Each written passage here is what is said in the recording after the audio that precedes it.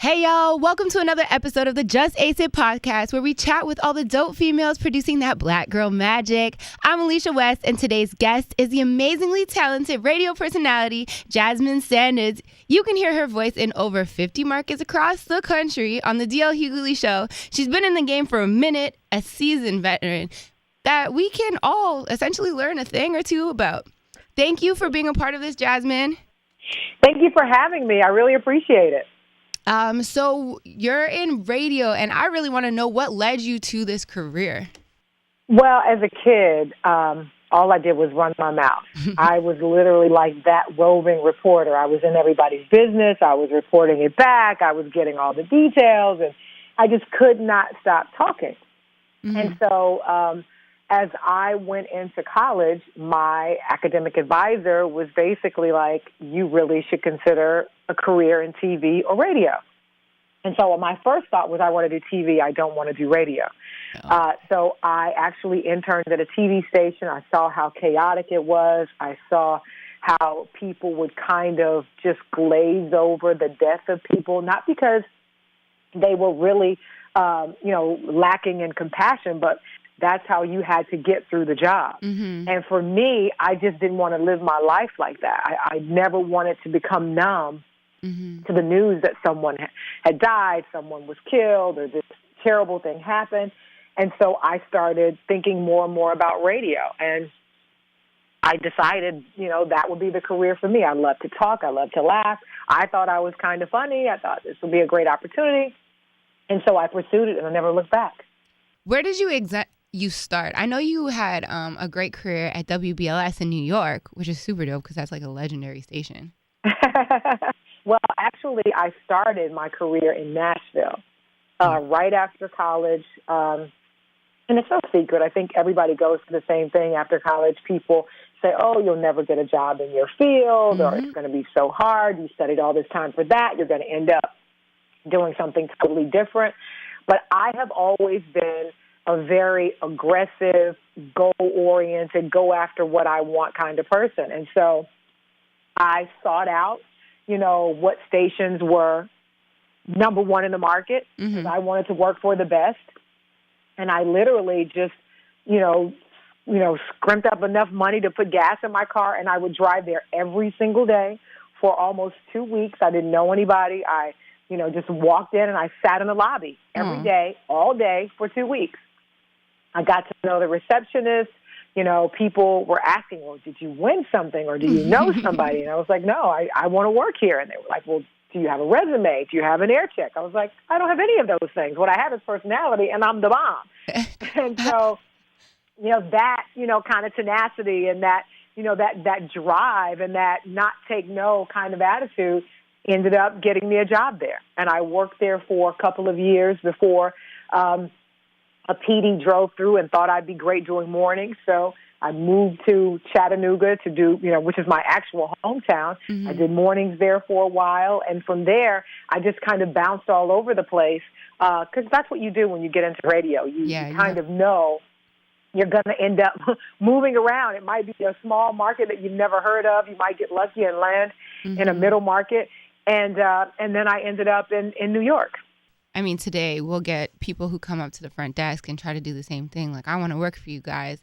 I feel like it's a little bit easier from before to get in that way because now we all tell them you have to apply online.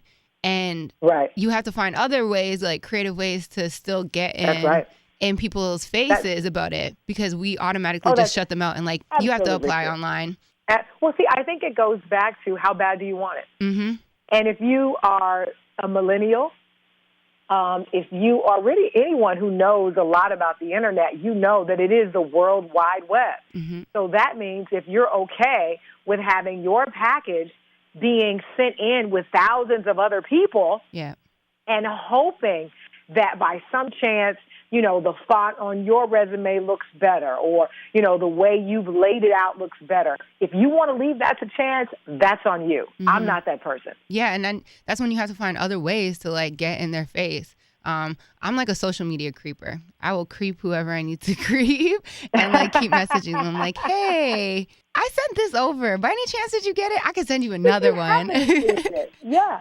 No, I think you have to do that. And I think what that does is it also allows the person who's even considering you to know what kind of person you are, to know what you're made of. Because in the end, it's more than just a voice.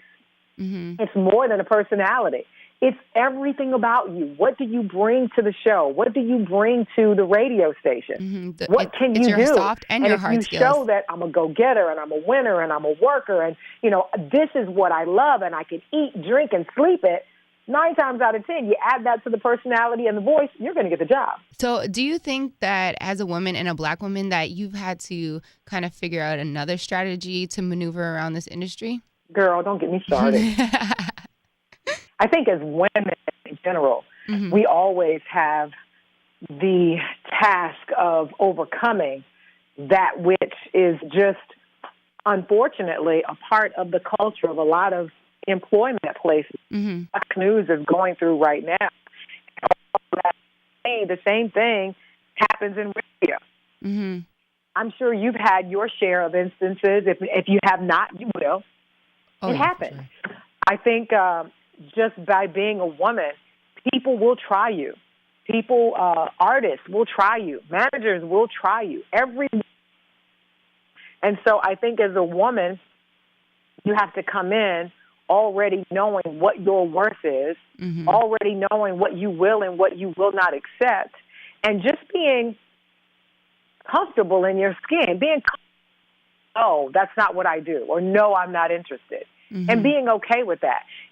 I think the hardest part of this industry for me, and just entertainment period, is being a strong, I like to say I'm pink with hues of blue because I'm not, super, like the cookie cutter female kind of.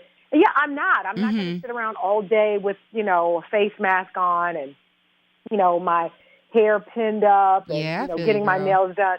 That's not who I am. Like, I want to get my nails done, yes, but I want to hurry up and get them done because there's a softball game down the street that I want to play. Yes. So, that's kind of who I am, and you have to be okay with that. As a woman, there's so many titles that are put on you. For a long time, when I was doing radio, people wanted me to be soft and pink all the time. Take the bass out of your voice, they say. It comes across as a little harsh for a woman, or, can you speak more in hushed tones? Can you giggle more? No, I cannot. That's not what I'm going to do. That's not who I am. Now, yeah, but it took a long time to get to the point to have the power to say that, but I just kept nipping away at the no. Well, that was one of my questions, actually. Like, when did you become comfortable with your voice? Not necessarily like your voice, but just who you are. I think for me, it came really quickly.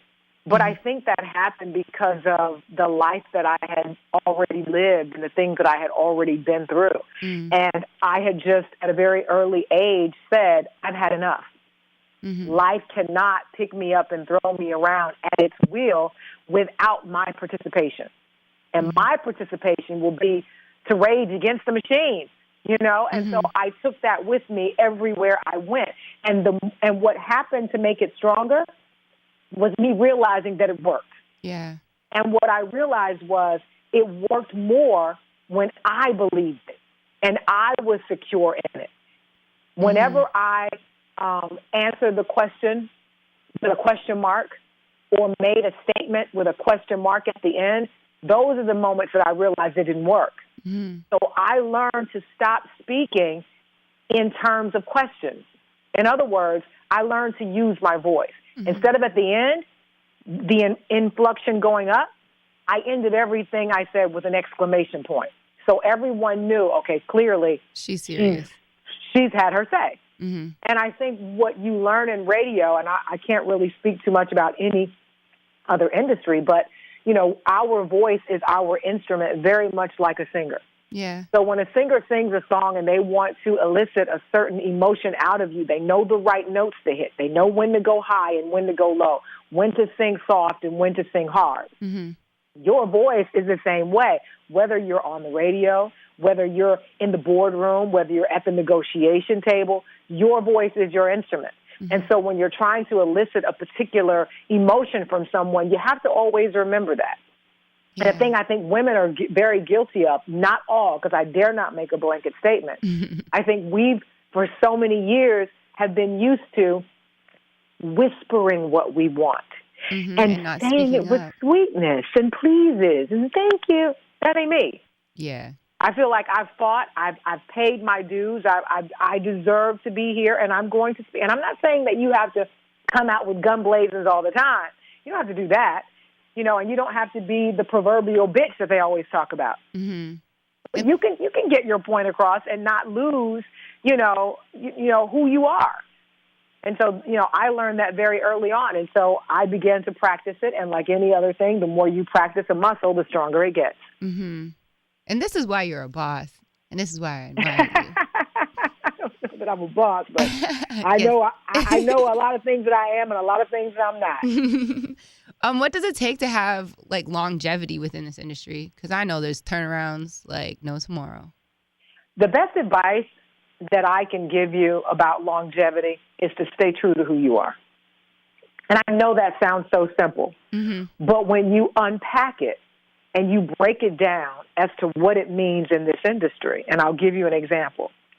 When you work for one radio station, they may say, we want you to do this kind of show, or can you be more like this? If you change who you are and become more like that, now you're starting to chip away at who you are.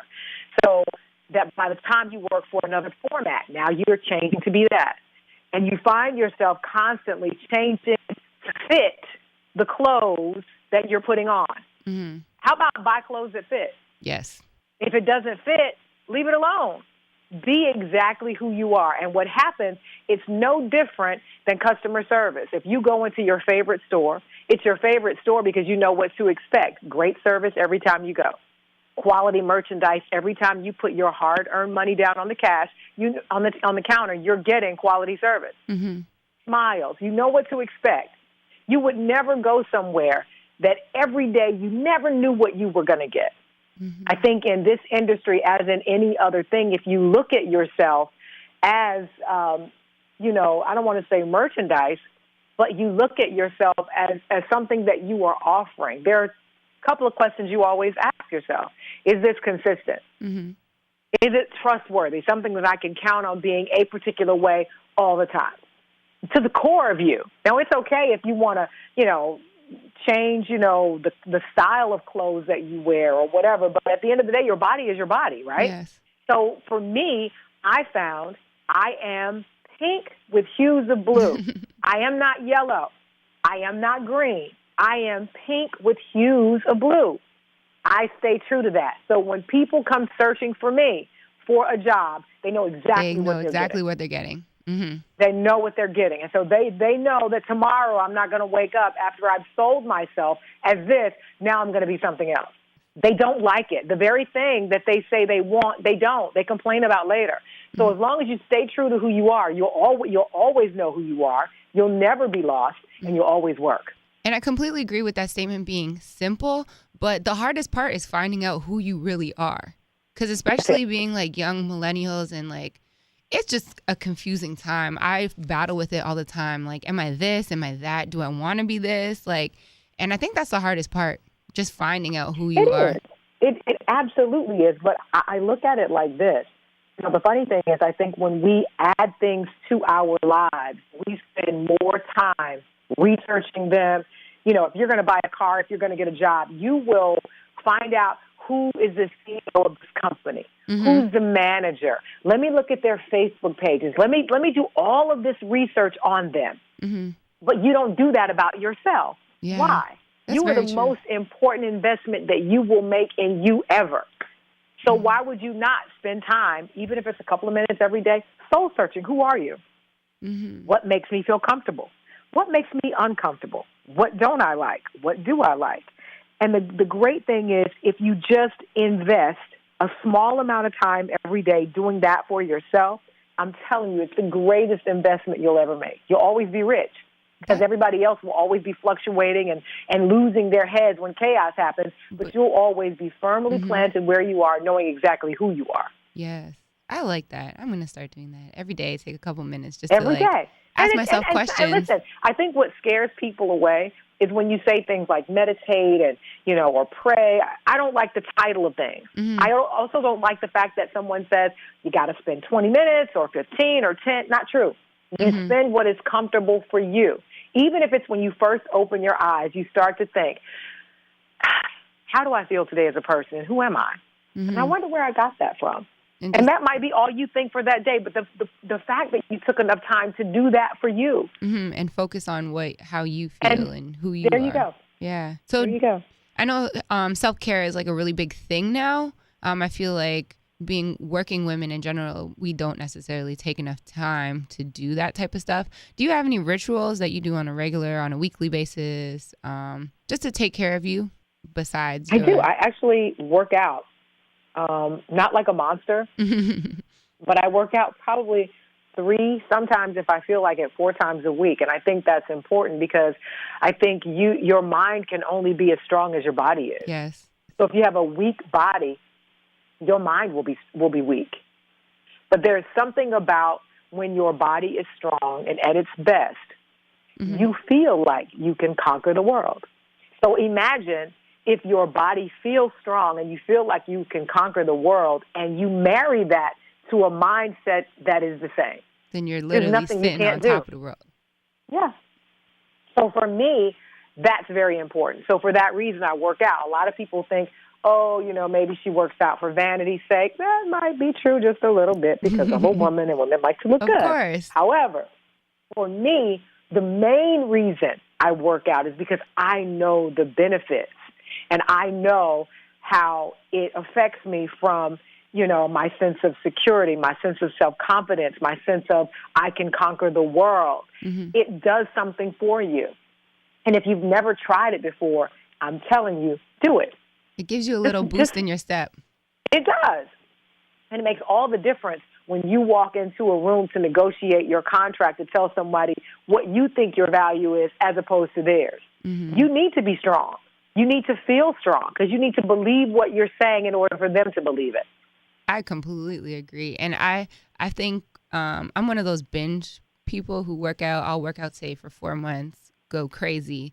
And then the next 2-3 months, I'm just like, I don't want to work out. I don't want to do it anymore. Yeah, but when I am on, I do feel that self-confidence level rise, and I feel so much better. I feel that like pep in my step type thing, and I can go into a room and be very comfortable with myself and with whom I'm around. Right, and that's so important. It will carry you a long way. Mm-hmm. It will carry you. Listen, life is going to beat you up already. Get ready for that. But at least if you're working out, if you're trying to eat right, I'm not saying you have to run out and become a vegan or become, this raw foodie or drink juices all the time. Yeah.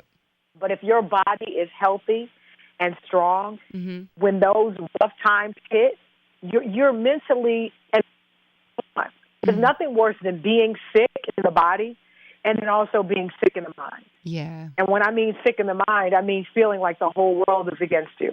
Mm-hmm. Nothing is working out right for me. It's hard. I'm not where I want to be. Now, imagine feeling that way mentally. You already know what that does to you emotionally. Mm-hmm. Now, add the fact that you're sick or you're, overweight or you're not as active as you want to be. Yeah. Oh, my God. It's terrible. It's just a recipe for nothing. Disaster. Mm-hmm. Well, what about your hair? I'm a curly girl, too. And curly girls rule. Yes. And I love when I see other women rocking their natural hair. I know we've been told when we were younger and stuff like that. And even to be in the workplace to control your hair, whatever the case may be.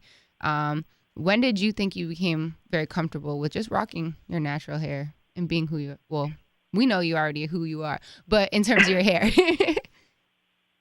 Well, I must say, I've kind of always been a natural girl. Hey, I like that. I think, but now for me, I never really gave much thought to the weighty issue of hair. I just never did. It was never at the forefront for me. Mm-hmm. Now, I don't know if that's because I just never thought about it because, I don't know. I just never did. Now, the only thing that I used to do quite a bit was dye my hair. Okay, yeah, and that had nothing to do with anything other than just wanting to look different or wanting to try a new look. I think it was more of that than it was anything else. But I'll say this about natural hair and women. My thing is, if you want to be natural, be natural. If you don't, don't. Because at the end of the day, it's your life. Mm-hmm. And once again, you have to be comfortable. You have to be happy with the decisions that you make and whatever makes you feel good. And what makes you feel good may not make me feel good. Mm-hmm. So who am I to judge what you ought to be doing or not doing with your hair? If you want to blow dry it straight, if you want to wear it curly, if you want to pull it back, if you want to wear weave or put a wig on it, to me, there are so many other things that we as women have to be concerned about. Hair should be like the last on our list. Yeah. Like, to me, it just is. Like, all the battles that we're already up against, the fact that we already as women don't make the same amount that men do who do the same work that we do. Mm-hmm. And then you add on that the fact that we're black women. You add on that all the issues that we already have in our community and the justice system and just how we treat each other. Why would you want to now throw something else on top of that like hair? Yeah. That could be here today and you could wake up tomorrow and it could all be on your pillow. Oh, yeah. I don't want to invest in something like that. So for me, I love being a curly girl. I love being able to blow dry my hair straight if I want to. No, I'm not trying to be like the white chick who lives next door. I just felt like looking different today. Mm-hmm. That's just me. But I will say for me, I feel most comfortable when my hair is just in its natural state and all over the place because it reminds me of who I am. Whimsical, carefree, I float quite a bit like curls do. Mm-hmm. I never know what kind of mood I'm going to be in. Like my hair. You never Today know I wake up, my hair curl. looks a hot mess. Yesterday my curls were on fleek. But, that's my personality, So I like my hair in its natural state. But that's just me. I think you should again stick to whatever makes you feel comfortable as a human being, and most importantly, as a woman, what makes you feel good, and do that. I completely agree. I just love the fact that more people are embracing it. I'm like, yes, it's about time. Yeah, no, I think that's awesome. Mm-hmm. So I want to shift a little bit. Like, this is my last question, but I know you're usually a guest judge and a mentor for WEEN. WEEN is the Women in Entertainment Empowerment Network. I am also a WEEN alum, and I think that program is just... Nice. Yeah, I did it last summer. But I think that program is just like, it's great. I honestly think it's the reason why I'm in my current opportunity right now. So how important do you think it is to have a mentor and also be a mentor to other people? I think it is one of the most benevolent and long-lasting things that you can do for someone else and for yourself. Because mentoring someone, I think, is basically breathing life into them and possibly their dreams. Mm-hmm. Being mentored, every day you can't breathe on your own, and you need the help of a respirator, and that respirator might be a mentor. Mm-hmm. I think especially when you're coming up, sometimes you can't see the light of day because, when you're young and you haven't lived a lot, there are bumps and bruises along the way that might take you out. Mm-hmm. Had it not been for you lifting your head and seeing someone's hand to help pick you up. I think just being young and just growing, and not even young, I think, young could be younger to someone else. If you're 70 and I'm 50, I'm young to you. At 50, I might be, maybe I'm going through that crisis and I feel like, oh my God, I didn't do everything. Maybe a 70-year-old can teach me something that I didn't know.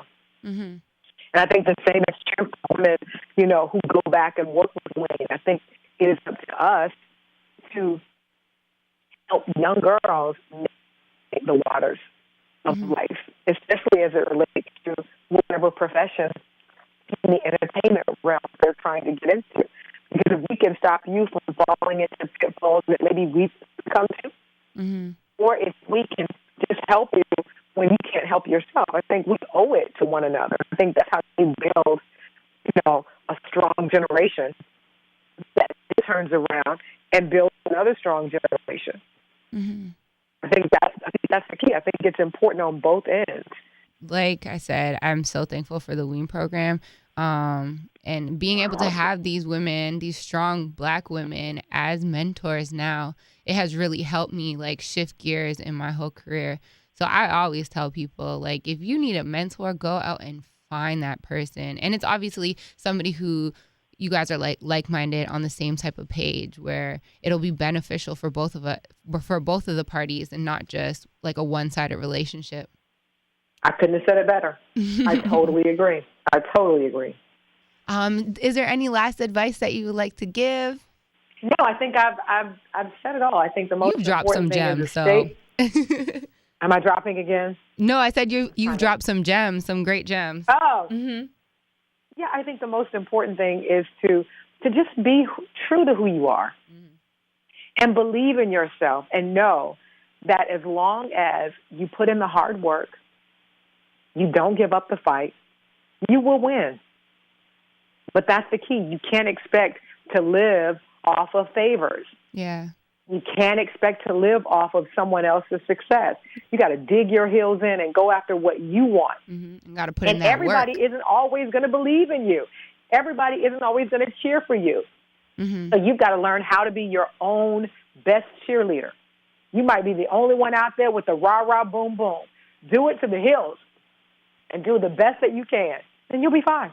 Well, thank you so much. Where can everybody find you and follow you? Listen, you can find me on social media at I am Jasmine Sanders, and that's everywhere, on Facebook, Twitter, Instagram, and I think on Snapchat, which, let me just be honest, I don't really do that much of. I think it's ICU Jazzy, but I don't really Snapchat quite a bit. Not my thing. It's okay. There's Insta stories now, so it doesn't even matter. But Instagram all day, and of course, Facebook and Twitter. Definitely give me a follow, and I'll follow back. Hey. All right. Thank you so much. And this is the Thank Just Ace It you. podcast.